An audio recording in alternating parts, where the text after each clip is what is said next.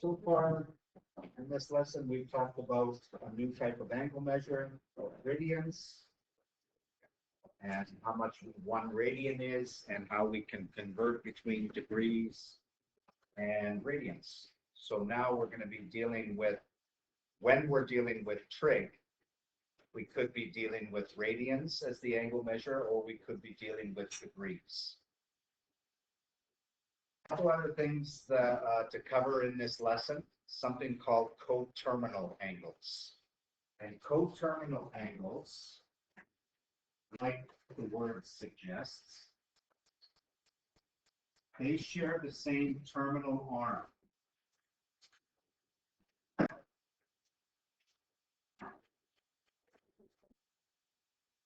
So for example,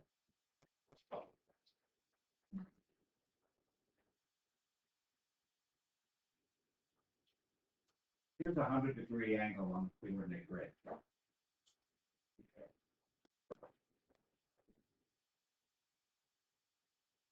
I could measure another angle by starting here and going a complete circle again.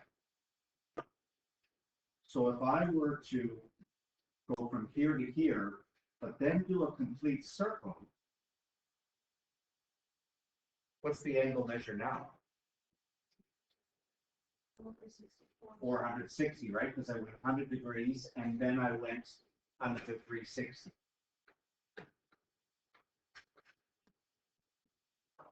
I could go negative.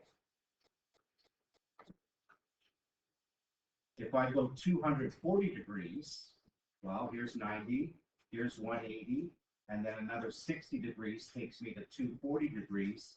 That's the same, sorry, negative 260, not 240. That takes me to the same terminal arm. So all three of these angles we would call coterminal. And I can find infinite coterminal angles, because I could have done 460 and then gone another 360 and then gone another 360. I could have gone backwards and then gone another 360 negative, another 360 negative. So how many coterminal angles are there to any angle? Infinite. And how do we find them?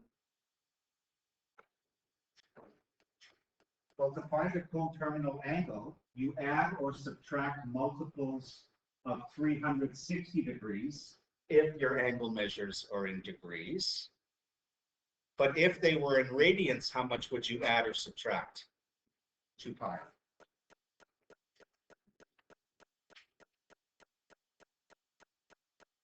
So because there's infinite coterminal angles for any angle, you will often be asked to state all the coterminal angles within a certain domain. Okay? So as an example here, state a positive coterminal angle, so it's got to be a positive angle. If it's in degrees, the angle has to be between 0 and 360, or from 0 to 360. If it's in radians, it's got to be from 0 to 2 pi. So I've got a negative 130-degree angle. Would I add or subtract 360 to get a positive 1? Add. So if I add negative 130 and the 360, what do I get?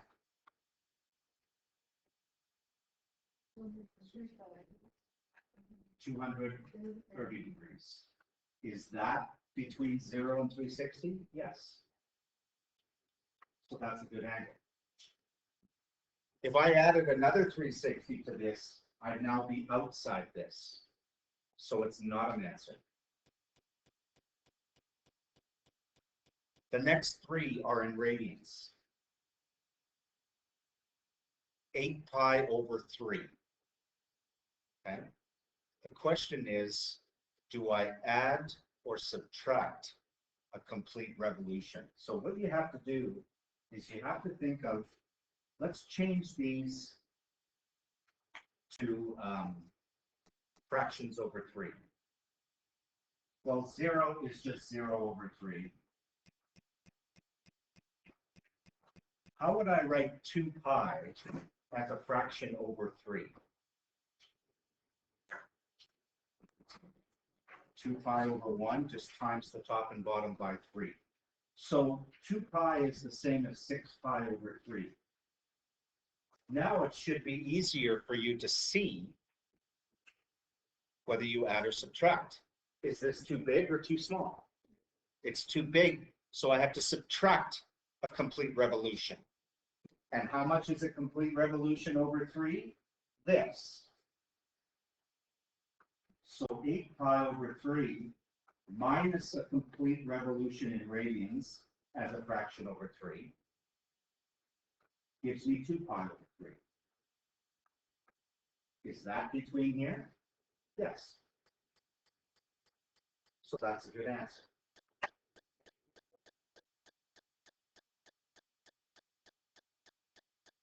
Notice when the radian measures are given as fractions, you change the domain into fractions with the same denominator. That way it's easy to see.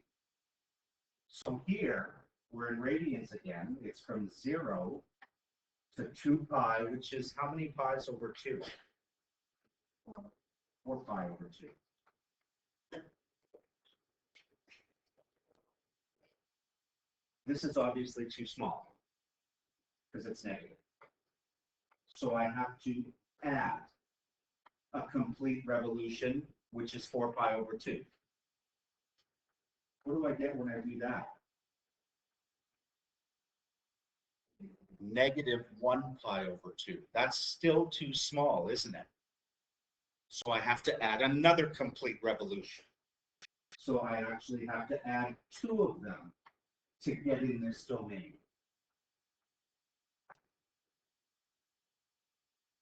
And that will give me negative 1 pi over 2 plus this is 3 pi over 2. Yes, that is within here. That's good.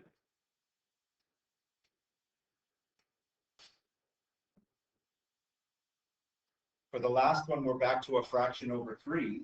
So if I change the domain to fractions over 3, well, we've already done this in B. It's 6 pi over 3.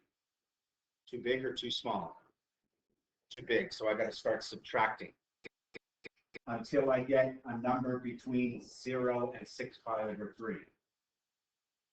So 19 pi over 3 minus a complete revolution, which is 6 pi over 3. Is that enough? No. So we're going to do it again. Is that enough? No, still not enough. Because when I do that, it's going to give me 7 pi over 3, which is still a little too big. So I've got to subtract one more. And that's going to give me 1 pi or pi over 3. That's a good one. Okay. So remember, when you find coterminal angles, if it's in degrees, you're adding or subtracting 360 degrees. If it's in radians, you're adding or subtracting 2 pi's. But usually you have to change the 2 pi to a fraction over the same denominator of the fraction you're given. Next one has got a different domain.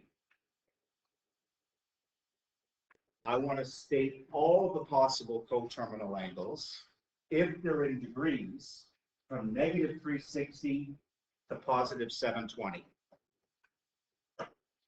Similarly, this is one negative revolution. Well, one negative revolution in radians is negative 2 pi. This is two positive revolutions. Two positive revolutions is 2 pi and 2 pi, which is 4 pi. So I've got to do both, adding and subtracting. Let's get a negative one first.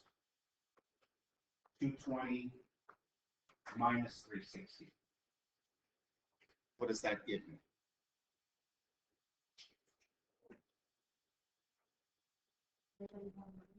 Negative 140 degrees. Is that within here? Yep. So that's a good answer. What if I were to subtract another 360? I would get negative 500, wouldn't I? Which is now outside. So the subtracting is done. Start at the angle again and add.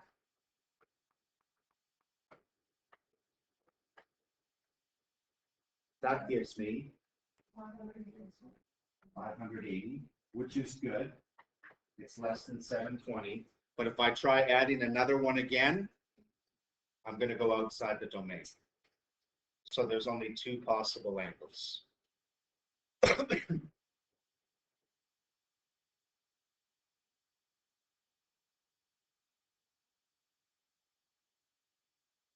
Okay, we've got a angle in radians and it's over 3. So I want to change these to over 3. It makes it easier. So negative 2 pi is the same as what over 3? Negative 6 pi over 3. And 4 pi over 3?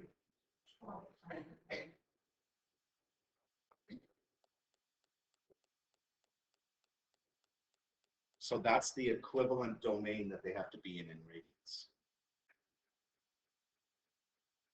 Well, I can try subtracting, which is negative 5 pi over 3 minus 2 pi. Remember, 2 pi as a fraction over 3 is 6 pi over 3. If I do negative 5 pi over 3 minus 6 pi over 3, am I going to get lower than this? No. Isn't negative 5 pi over 3 minus a complete revolution over 3, which is 6 pi over 3, gives me negative 11 pi over 3. That's too low, isn't it? So that's not a good one. That doesn't work. So I have to add. So negative pi over 3 plus 6 pi over 3 gives me 1 pi or pi over 3. That's good. So that's a good one. Now I'm going to start here and add another revolution to see if that one's good.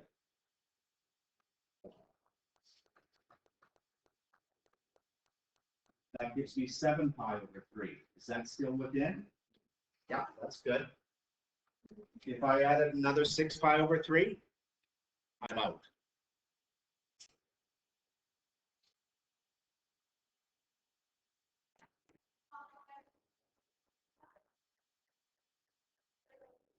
Okay, this next one. Well, I can minus 1, a complete revolution over 3, which is 6 pi over 3. That gives me negative 2 pi over 3. Is that good? Remember, here's our equivalent domain. Yeah, it's good. It's within. But if I subtracted another 6 pi over 3, that would give me negative 8 pi over 3, which is, no, that's too low.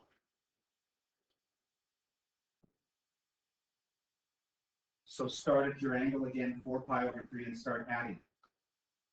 So add a 6 pi over 3, and I get, is that within? Yeah. But if I go again, too big, because that will give me 16 pi over 3, which is outside here.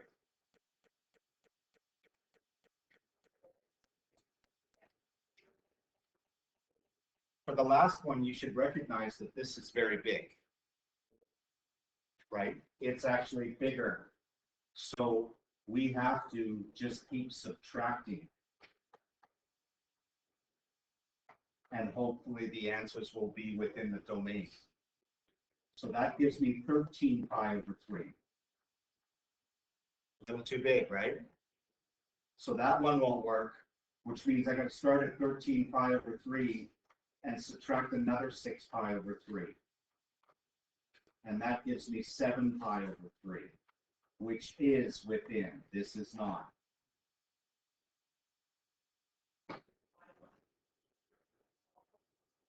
Let's start at this one and subtract another complete revolution over 3. which is 6 pi over 3. And I get pi over 3. Is that within? Yeah, that's a good one. And it looks like I could subtract maybe one more time and get one in here.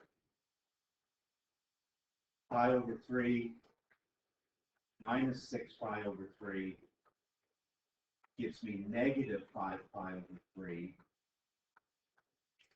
which is just within. But if I tried to subtract again, I'd be outside. I'd be lower than negative 6 pi over 3. So there's 3 coterminal angles there.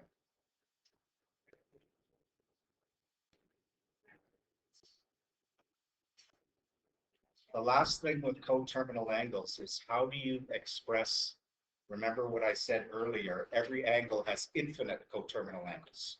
How do you express that? Well, we use this notation. This is really just a matter of remembering this notation. If the angle is in degrees, you state the angle. So for the 220,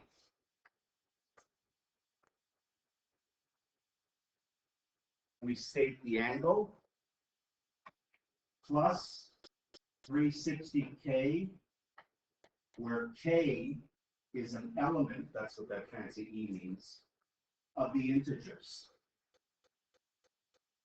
Okay, what does that mean? Remember, to find coterminal angles, we could keep adding 360 forever and ever and ever. We could keep subtracting 360 forever and ever and ever. So this would be like I could add 1 360, 2 360, 3, 4, 5, 6, 7, 8, 9, forever. 1, 2, 3, 4, 5, 6, 7, 8, 9, 10 are integers. If I went the other way, I could do negative 1 360.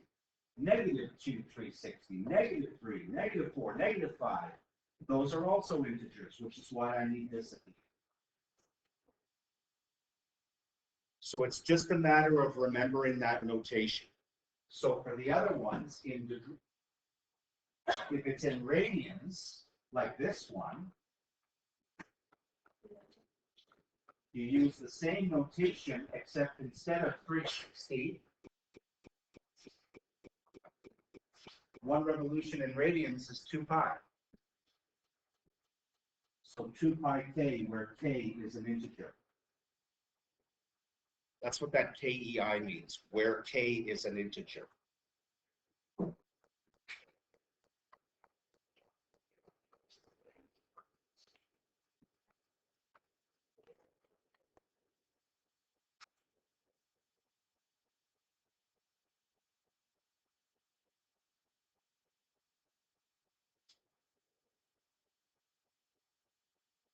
So the other ones, you just use the same notation for the last two.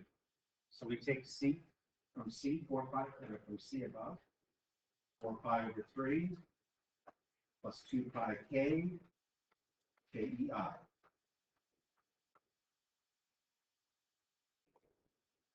Nineteen pi over 3,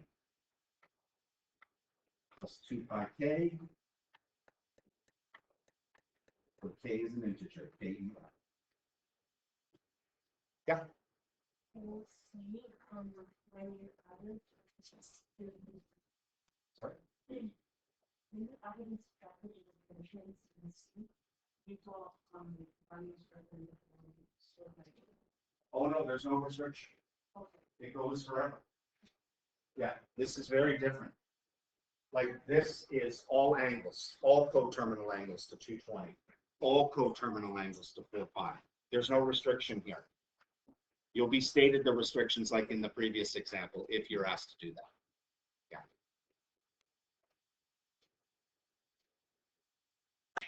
Finally, certain formula we use with radians only.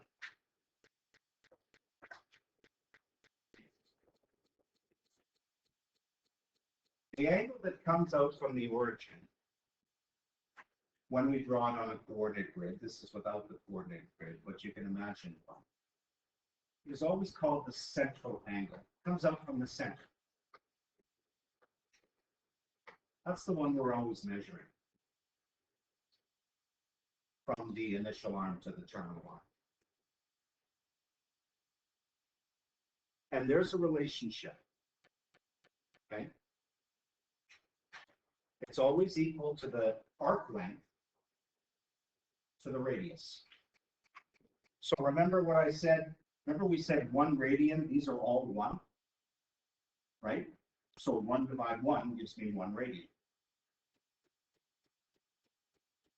So for example, if we've got a central angle with a radius of 3, okay, and it opens up to a length of 6, I find the radians by doing 6 divided 3. Okay, so it's going to be 6 divided 3, which equals 2 radians. It's always the arc length divided the radius. Gives you the measure of the central angle in radians. Okay? In radians.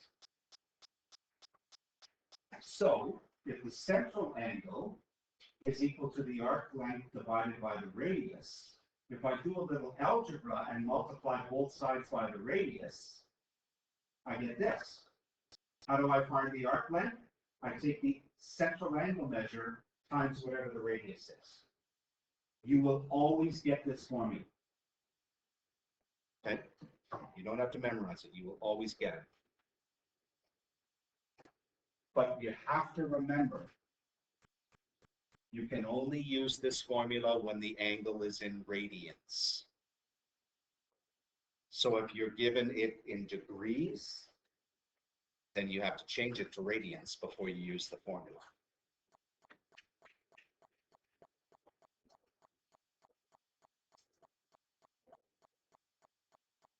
So anything that's circular in motion, if it moves, okay, we can use this formula to find the length that it moves, if we know the radius of the circle. So for example, we've got a wheel, and it's got a radius of 0.5 meters. And it's rolled 1.5 meters. Okay. How many radians has it turned? What angle has it turned at? So this is actually the arc length, right? Because when it rolls, or let's say I'm rolling it this way, so it starts here and then it rolls, that's the arc length that it rolled. That's the radius.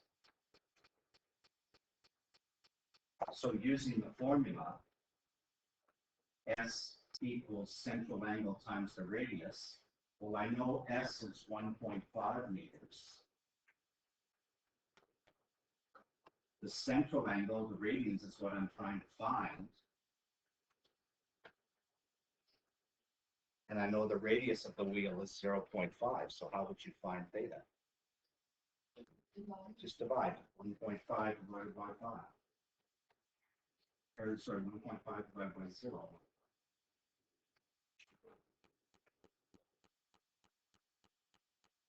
That means we'll get 3 radians. That's how many radians it turned. So about half a circle it turned. Because remember, there's about 6.28 radians in a complete circle, which means this is about half a circle.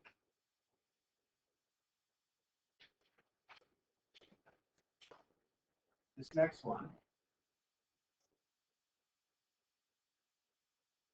Sophie's taking a course in industrial engineering for an assignment. She is designing the interface of a DVD player. In her plan, she plans to include a decorative arc below the power button. The central angle you're given there is 130 degrees. The radius, if you were to make a circle out of it, is 6.7. How much is this? So this is what we're trying to find. That represents the arc length, which means this must be the radius, which means this must be the central angle, but it's in degrees. So before I can use this formula, I have to change this angle to degrees. Or to radians, pardon me. And how do I change again? Multiply by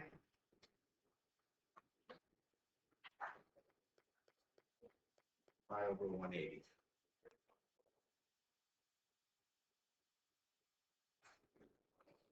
It's asking you to round your answer to the nearest tenth. So what you can do here is just do this on your calculator and round your answer to the nearest tenth. Or you don't even have to. You can just leave it like this. Because we're going to use this in here. So you don't even have to use your calculator, just leave it in terms of pi. So it's going to be 135 over 180 times 6.7, and now you can round that answer to one decimal place. So you do 130 times the 5p times 6.7 divide 180, and S is going to be approximately, if we raise it or if we round it to one decimal place, should get 15.2.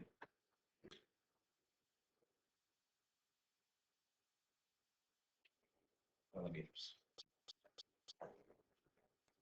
That's really the big thing you got to watch out for when you use this arc length formula. Make sure before you use the formula, your angle is in radians.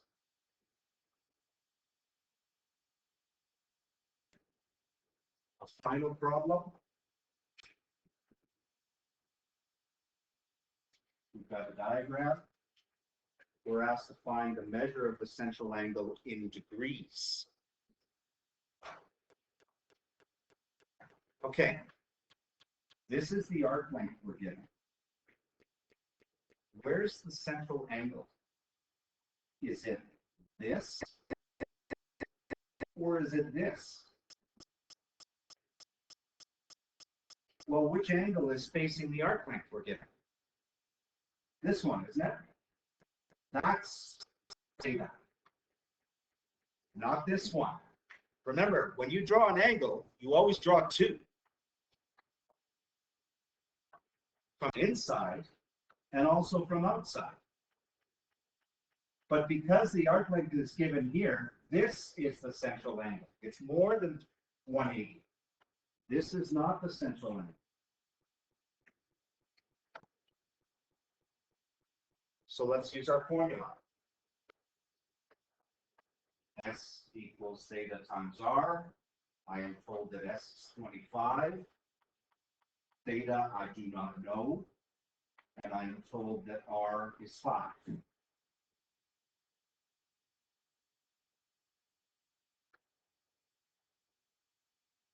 What's the measure of theta?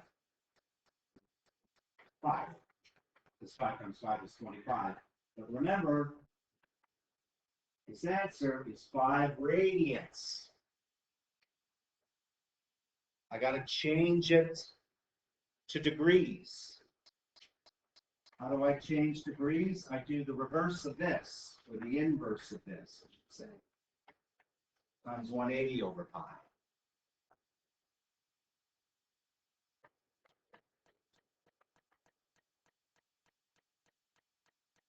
And when we do that, we get approximately, if we round to one decimal place, 286.5 degrees.